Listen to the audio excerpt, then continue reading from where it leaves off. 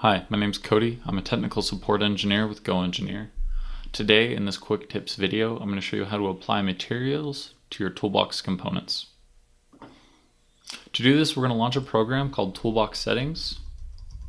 This can either be found by searching, or this is under SolidWorks and SolidWorks Tools.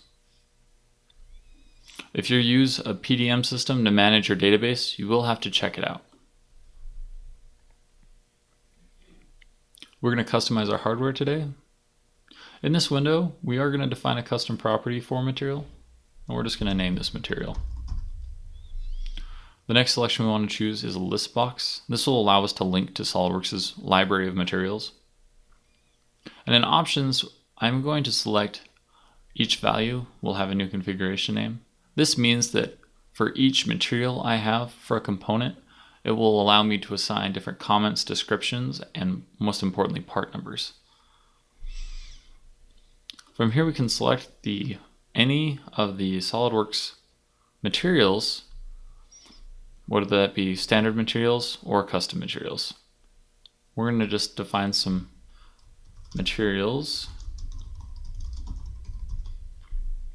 The suffix is just the end of the file extension needed when it creates these new configurations. I'm just going to abbreviate the materials I choose.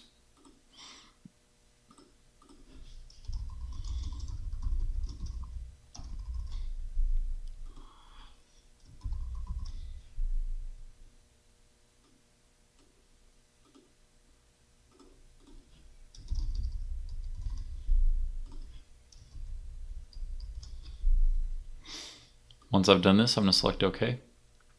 I'm not going to apply this custom property at this level because it would apply these three materials to every folder, and I want to be much more precise for where I apply these materials.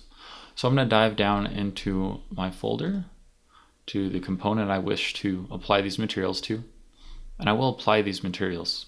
It will prompt me and ask if I want to create new configurations, and I'll select yes. Once I've done that, I can select the material and only allow materials that are relevant for certain components. Like it wouldn't make sense to have a rubber socket head cap screw, so I'm going to deselect that as an option. And now my users will only be able to select between plain carbon steel and cast alloy steel.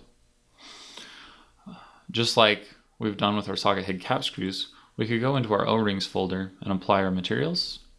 Again, we'll select yes. And we can turn off plain carbon steel and cast alloy, as they don't make much sense for an O-ring, but rubber is a very valid option. Now within SolidWorks, when we bring in a Toolbox component, it will allow us to select the material of that component.